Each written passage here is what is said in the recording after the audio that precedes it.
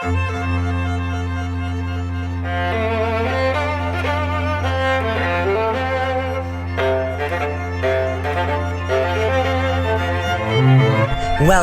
to the Faith and Fiction Podcast.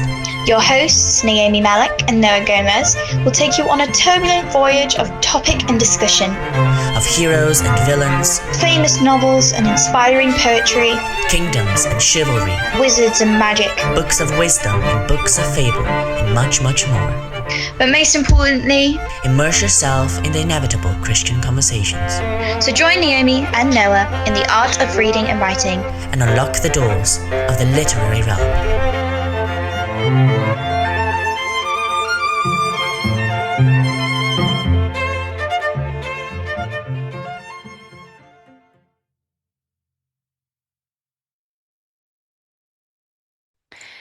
Okay, good afternoon, everyone. I hope we're all doing well on this autumn feeling month. How are you, Noah? Good, thank you. Glad to be back. Yes, after a long break, feeling refreshed. I am certainly anyway. I was saying to Noah before we started the recording that I am ready to go. I have my heated blanket and hot chocolate beside me with all my notes. I am very excited for Christmas. I honestly cannot wait, though many might say that's very early. I'm very excited for it. I'm very excited to get into the podcast today. I think we're just going to get right into it. So Noah, what is your quote for today? Okay, so my quote is from the one and only C.S. Lewis. It's from his book called Mere Christianity. And it says... I love that one. Wait, have you read it? I have, yes. A few years ago now, but I absolutely loved it. Well, okay, the quote reads, "Reason is the natural organ of truth, but imagination is the organ of meaning." And I really like that quote because it just fits really nicely with what we're going to be discussing today. So I'll just leave it at that. But you can share yours now, Naomi. Yeah, no, I absolutely love that. It's quite short as well, so it's not overwhelming, but it's powerful. Yeah. Gotta love C.S. Lewis. Mine is created by... So I'm just bringing up my notes. The guy who actually brought together the definitive English version of the Arthurian legends. He is called Sir Thomas Malroy or Mallory, something along those lines. Yeah. And Mallory. He was an English knight and writer. And this is the quote that was published in 1485. "For when the one great scorer comes to mark against your name, he writes, not that you won or lost, but how you played the game." And I thought similarly that matches what we're going to be talking about today, with especially the qualities of our leaders. I think this also shows it's not about winning or losing, but how you played the game. And that King Arthur has a lot of attributes connected to chivalry, and I thought that connected very well. That's really a good quote. I've never heard it before, actually. So, but yeah, it does match. It fits perfectly with what we'll be talking about. Yeah, really good. It was written a bit later compared to the earlier Welsh, French, and English scripts of King Arthur, because he wrote and published this in 1485, when most of the scripts or the legend King Arthur was written around the 5th or 6th century. So much later, which is really interesting. So would you like to lead us on into the introduction of these Arthurian legends? Who was King Arthur, what he did, and so on? Yes. So if we look at who Arthur is and the story as a whole, King Arthur is a legendary British leader. He was said to have defeated Britain against invading Saxons in the 5th or 6th century.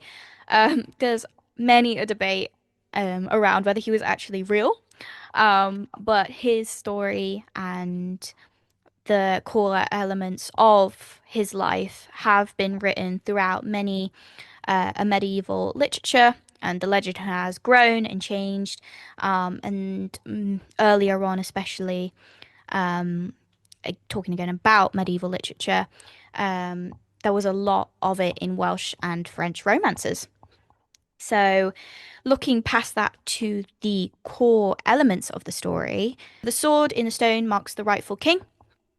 Arthur unites Britain, um, founds Camelot, and gathers noble knights at the Round Table, where they're all equal. They live by a moral code of chivalry, courage, honor, purity, and justice. There's also the quest for the Holy Grail, which is a big test of their souls. That's quite a key instance in King Arthur. King Arthur's kingdom begins to crumble through betrayal, particularly between Lancelot and Queen Guinevere and through his nephew Mordred's rebellion. Towards the end of King Arthur, in the final battle of Canlan, Arthur is mortally wounded and taken to Avalon. The legends say that one day he will return, and that is where the line "once and future king" is said to come towards the end of King Arthur, that one day he will return. And some people even suggest that might be referencing Jesus, who is the once and future king, to return. If you're a Christian, you will understand that connection, similar with Narnia. But that is the overview of King Arthur. That was fantastic.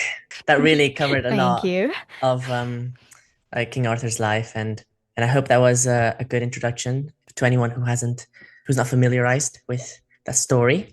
So from that, we could go straight onto the questions. Yeah. So the first question is, why do we crave stories about knights, quests, and noble failure? Do you want to answer it really quickly?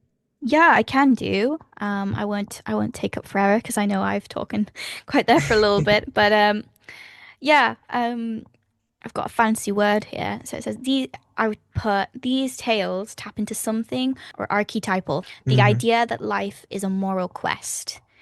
So the fact that these stories are pushing into something that's further than just life, that there's a goal at the end of it, I think is a big thing that humans seek for in these stories. And I think that's what makes us actually want to read more of them, is the fact that, oh, there is something at the end of this. So I think that is one of the reasons why we do crave stories.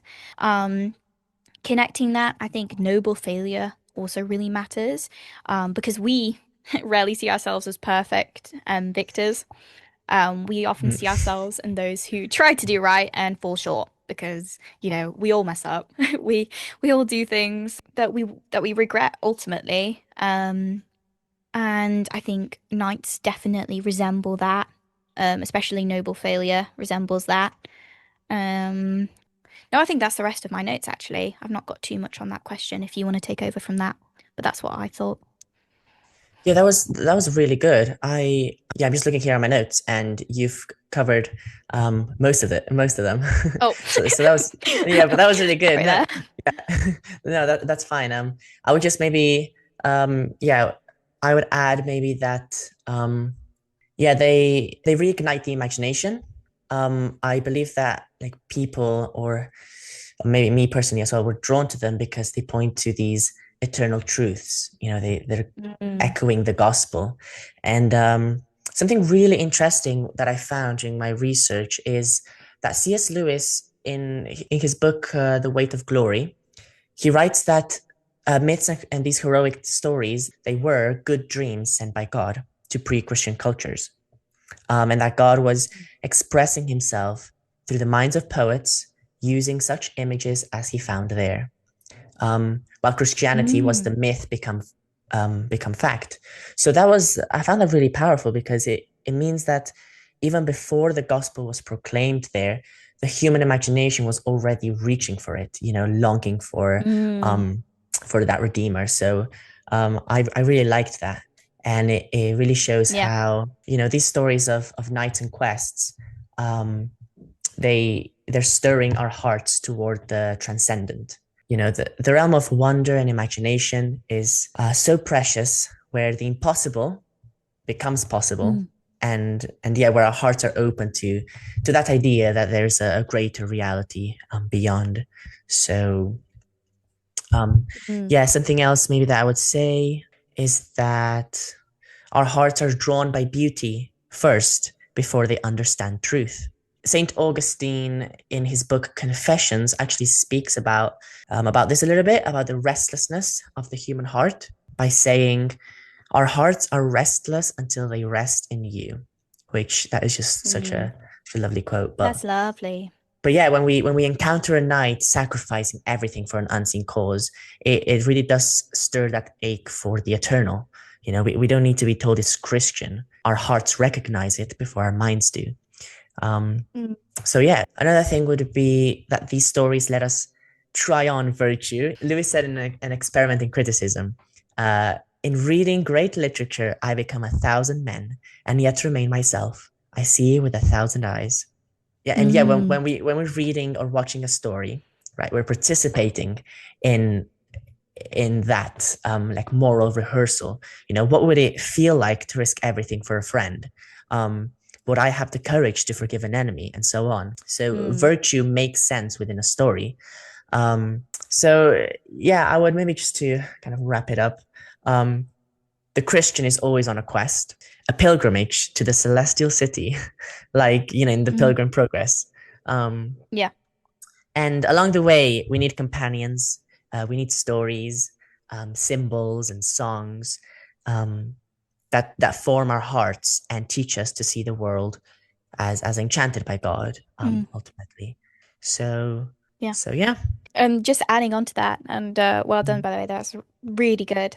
I was just going to say as well, for you often find, even with non-Christians, people are on a journey, throughout life, and often they are seeking for something, and people are seeking for something that is more than the physical world, is more than what we have to go through on everyday life, because it is hard what we have to, encounter and battle through, using that terminology, is extremely difficult. And, we need a reliance and a support. And I think that's why often people try to find escapism through reading. You'll often find that with a lot of people, younger people in our generation will try to escape through reading. And I think it can be a big issue. What are you searching for? And that's a question I'd put to people, especially who are trying to find fulfillment in something physical, because it won't fill you up. It's, what are you searching for? And that could be for anyone, for the Christian, for the non-Christian. What are you searching for? And if you aren't Christian, I would definitely direct you to Jesus, because he has filled that hole in my life. I just thought it important to bring up. Yeah, 100%. These stories, because Christians and non-Christians, most of them have read these stories, and they also help us share the true myth, the gospel, through them, because common ground between why is sacrifice beautiful, why do we long for happy endings, and then we can help others move from that symbolic to the real, from kings to the true king, from heroes to the savior. So yeah. Well, I remember you saying to me that you had quite a lot of interest into, was it the Holy Grail? And you had dug quite into that. That is our next topic. So if you want to lead away and take us on an adventure with that would be amazing. Yep. Okay. So, the Holy Grail, as you've mentioned already, is such an important element in Arthurian legend. So that's what I'm just gonna give a quick study on that, just so we can understand it a bit better and why it's just so important in these stories. So it was a mystical object, and quite coveted object, often described as a cup or a dish or even a stone, with miraculous healing powers.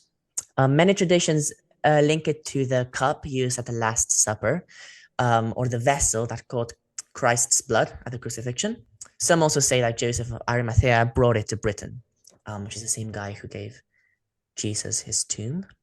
But at its core, however, the Holy Grail is not an object, but a symbol of union with God. It represents the goal of a holy life. You don't just find the Grail, you have to become worthy of it. The knights of these tales were pilgrims, not warriors. Consider Galahad, for example, the one knight pure enough to actually behold the Grail.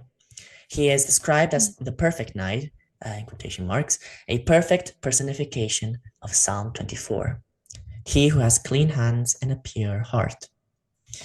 Others, like Lancelot, may come close, but were restrained due to their moral failings, like his affair with Guinevere. Lancelot only sees the Grail in a vision, but can't fully grasp it. So this purity requirement reflects an alchemical truth. So this brings me to alchemy, which is quite another topic, but I'm going to try to summarize it very quickly. Alchemy was an ancient discipline practiced around the world. On the surface, it was about turning base metals like lead and copper into gold, or discovering the elixir of life. But symbolically, it represented the purification of the soul. Therefore, the Grail quest becomes a kind of spiritual alchemy.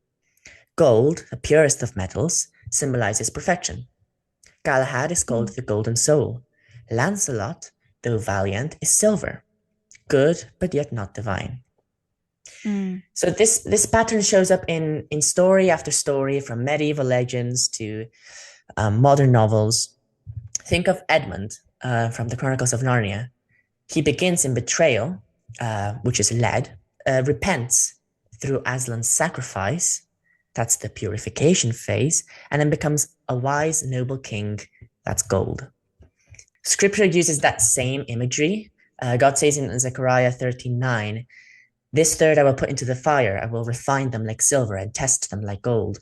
And in 2 Corinthians 3:18, we're told again, "We all with unveiling face behold the glory of the Lord, are being transformed into the same image from glory to glory." So the Christian journey is an inner alchemy. God takes our lead, our sin, our selfishness, and refines us into gold of Christ-like love. So that's sanctification, or that's the theme that runs through these stories as well, and what these stories represent.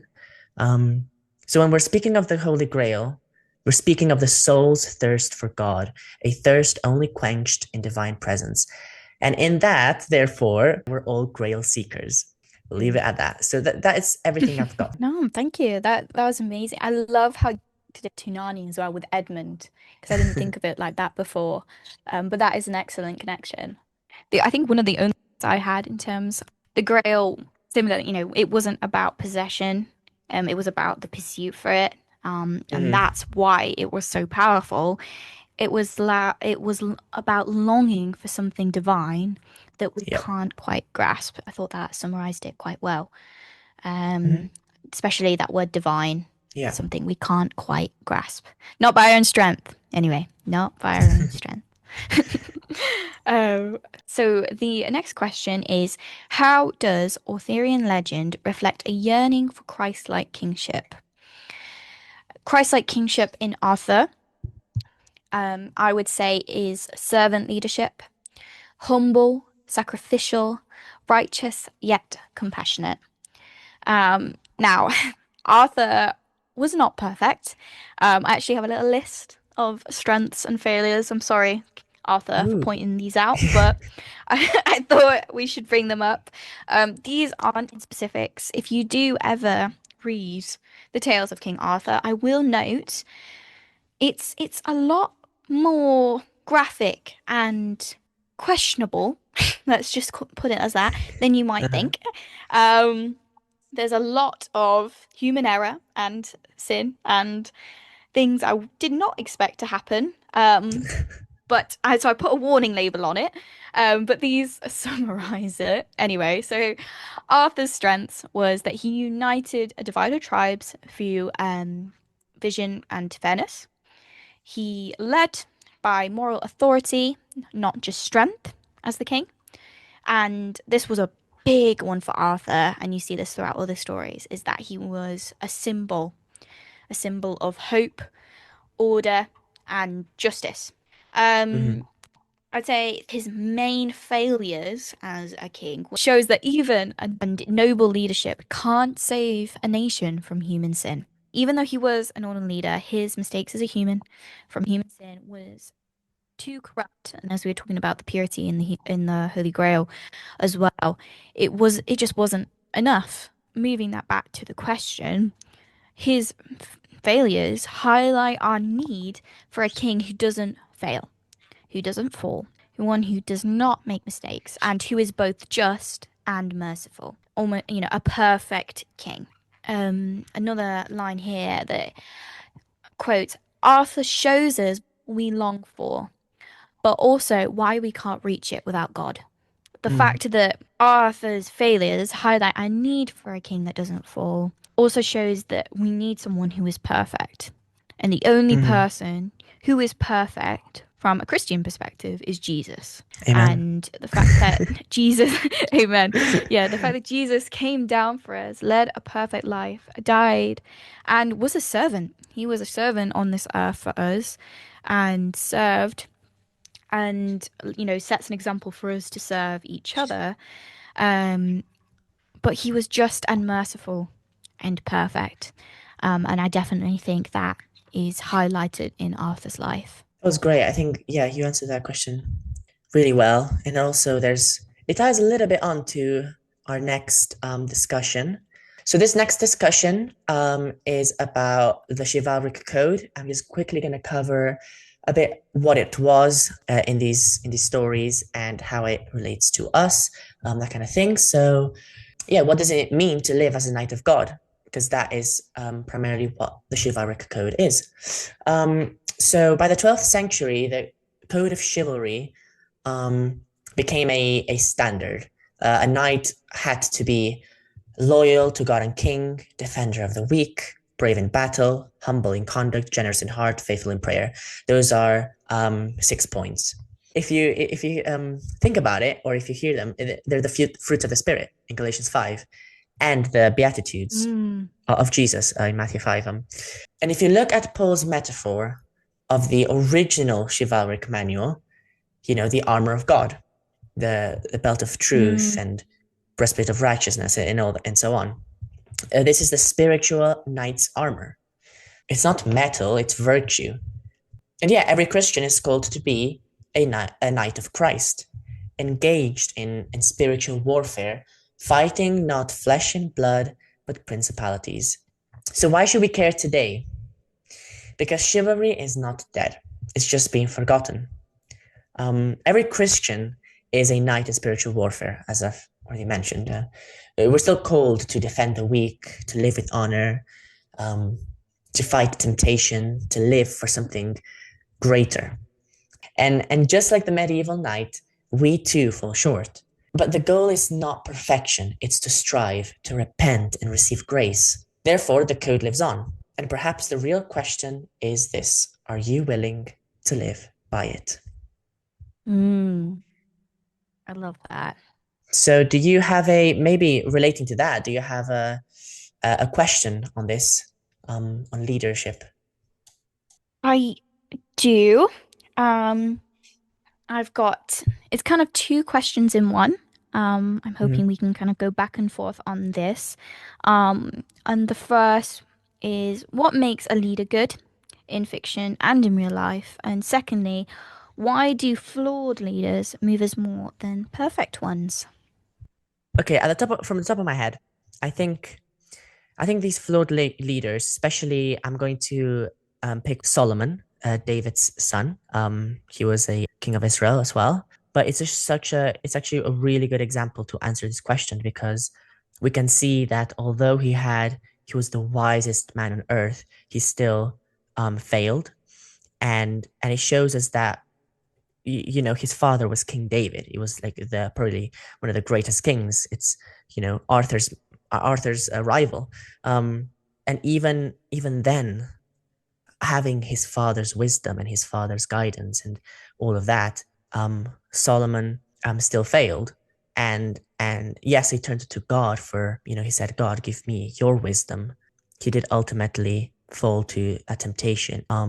So yeah, it's a good example because we can see how no matter how much knowledge or wisdom you have or whatever, your ultimate thing that's going to save you or it's going to perfect you, again relating back to the Holy Grail, is God and is his presence. And Mm. Well done for answering it so well on the spot. And I'd 100% agree in terms of Solomon. That's a really good example.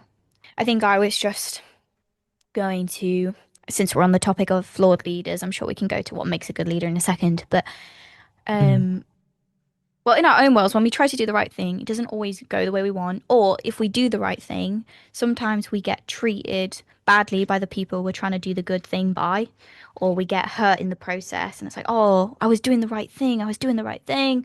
You know, it should have turned out all right, but yet we're hurt in the process of it.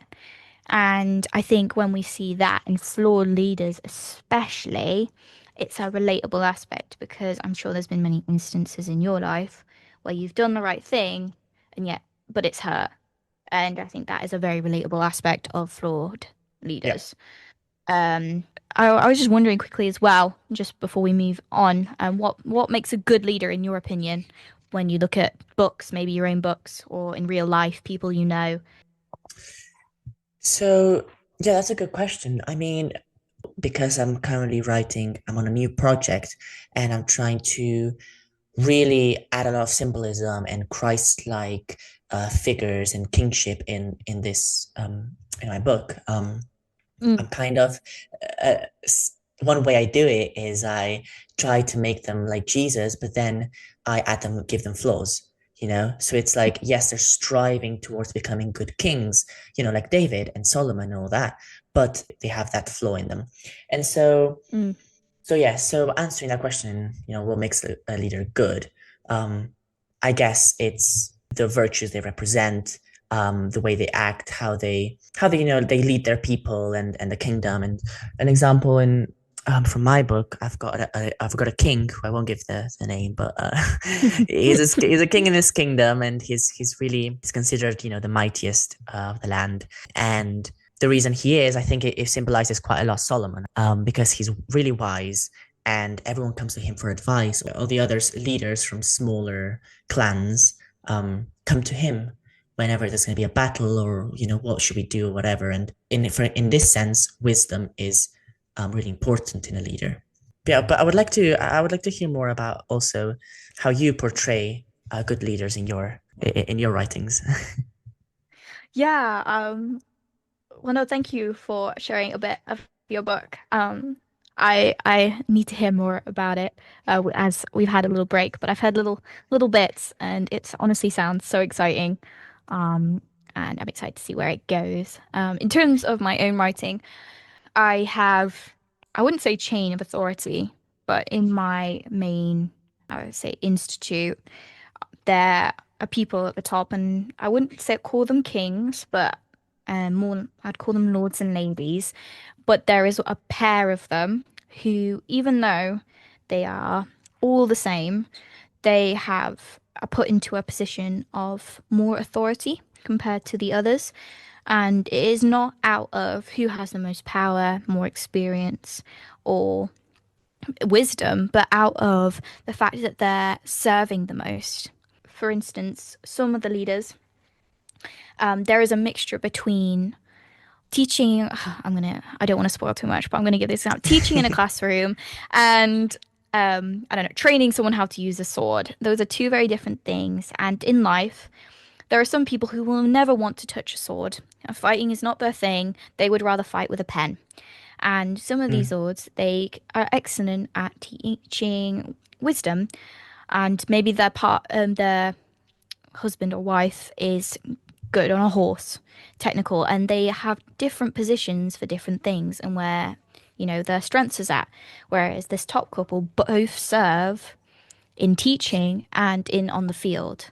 So the serving is what grants higher kind of, well, even authority is quite a strong word, but leadership in that sense. And it's a bit hard to explain without, reading yeah. it out, but that's kind Uh-huh. of where mine is going. Yeah. But I think just attributes of a good leader is integrity, vision, actually, being ambitious, but also Mhm. having the humility to lift people up and to serve them, rather than, oh, I'm the leader, I get to make all the decisions and woo, power. Mhm. You need to be able to serve. But I won't go much further with that. Right. We'll have a little interlude, a little break, and we're going to hear from Naomi a lovely poem that she's got prepared for us. So hold on to your horses. Yes. Yes. Well, it is. I was trying to. The aim was to find a poem that was around, which was created, either based or included Arthurian themes in Arthurian Mm, times. yeah. This is actually though from so towards the 13th century. It is called Y Godothin. So it's Welsh. Y Godothin. Wow. It is yeah. Please forgive some of my Welsh pronunciation, but we're gonna get through this. So the manuscript dates from the later 13th century, but it's believed to have been composed a bit earlier, between the 7th and early 11th century. And if you can remember from earlier, the original Arthurian texts were from the 5th to 6th century. So if you look at the 7th, it's not that far off.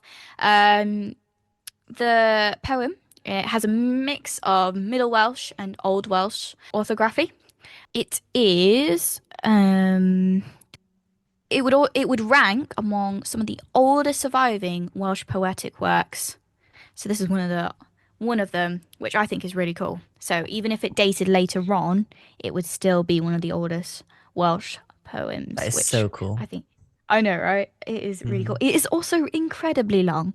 So I have found the bit which actually is author, but it's I think it's the absolute end of the poem. So here we Mm. go. He thrust beyond 300 most bold. He cut down the centre and far wing. He proved worthy, leading noble men. Gave from his herd steeds for winter. He brought black crows to a fort's wall. Though he was not Arthur, he made his strength a refuge. The front rise bulwark, Gorthir. His hand made a banquet for birds. I praise him, a man who stood firm. A savage man, a slasher. His garb was gold. In the front line, in the fierce clash of steadfast men, Strife's freckled wine steward, third terrible one, dreadful bear in the onslaught, Strife's pursuer, Warband's fierce shouter, the long line's leader, glorious was Kip Novab Gwandad. And that's the end. That was so amazing. Oh my days. I'm glad you like it. That Yeah, so oh I'll have to that send had it some to you. really that had some yes, definitely. That had some really good descriptions. Um and I really liked the part where he said he made his strength his refuge. And I Mm, think it ends quite nicely with that Welsh bit. Which it mm. sounded quite genuine, to be honest. I probably will pronounce it much worse, but anyway. Um that was really nice. Yeah, well, I think it would have been completely in Welsh. This is obviously the translation, but there were Mhm, those, like you say at the end, that's a Welsh name. No, a mhm. good poem. But that's that from me. Well, thank you for sharing that with us, Naomi. We will No problem. move on to our next discussion, our last one, which I will talk about the round table. Um, Ooh. so yeah, this is a really, it's probably one of the most famous symbols in Arthurian legends. So it's quite important. But so yeah, so the round table had no head and no foot, you know. It was a big circular table, obviously. But that meant that no one sat above another. Um, and King Arthur is also described as being sitting with his knights. So it's not like he had like a throne somewhere else or whatever. He sat with them. So they were all sitting at the same table. Um, and yeah, this mirrors the Last Supper, where Christ, gathered his disciples, Mm, and they weren't heroes, they weren't like rulers or Pharisees, but they were friends and they were sinners. They weren't models for virtue. Peter would deny Christ, Judas would betray him, the others would flee in fear. Yet we can see that Christ still broke bread with them and he still washed their feet. And that's the round table, really, where the knights, they weren't perfect. They fought each other, they sinned, they failed, but the table held them together. And that's a really important part of it. And yeah, Paul writes in 1 Corinthians chapter 12, God has placed the parts in the body, every one of them, just as he wanted them to be. And the round table was a body, and every knight there had their different strengths, even the lesser knights, because there were quite a couple of knights in the table. There were obviously the famous ones, like 15 to 20, but it's said to have been maybe around 100 or over 100. So that's interesting. But yeah, even these lesser knights, the ones who didn't win quests or slay dragons, they were still knights. They were cold and they were worthy of their seat. So this is just like the church, how it's not made up of theologians or saints, but of all sorts of people. So the table asks us, do you believe there's a seat for you, even with your flaws? Do you believe others deserve a seat, even with theirs? And are you willing to sit beside those you don't fully understand? Because that's exactly what the church is meant to be. You know, the round table reminds us that we don't fight our battles alone. We sit, we serve, we grow together. So maybe the point of the round table isn't that it once existed in some golden age of chivalry. Maybe the point is that it still can. And maybe, just maybe, there's already a seat waiting for you. Wow. So that's amazing. That ended quite poetically, but anyway. Love it. Best place for it. Yeah. Though that connection with the church, as the church as the round table. I've never seen it like that. That is beautiful, and 100% agree with that. Okay. So to bring it all together, all of these discussions, the Holy Grail, the Chivalric Code, the Round Table, and all these questions that we've been discussing, why does any of this matter? Well, like Galahad, who we've previously discussed, we're all on a journey of transformation, seeking what is holy, falling but rising again, being refined by grace. The Chivalric Code shows what faith looks like in action, and the Round Table shows what a church community looks like. But behind the armor, behind the quests, and the tales, Christ is there. The Holy Grail is Christ, the one we seek, the one who gives eternal life. The knight is the believer, armed with, the armor of God, that spiritual armor that we talked about. And the table is the church, gathered around